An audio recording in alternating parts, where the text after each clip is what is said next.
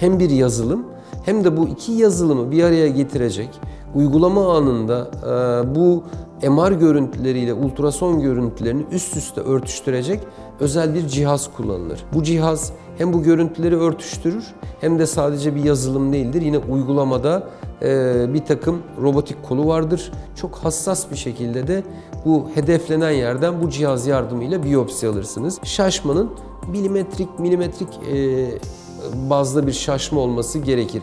Eğer uygun şekilde işaretlenmiş, görüntülenmiş bir yerden biyopsi alıyorsanız.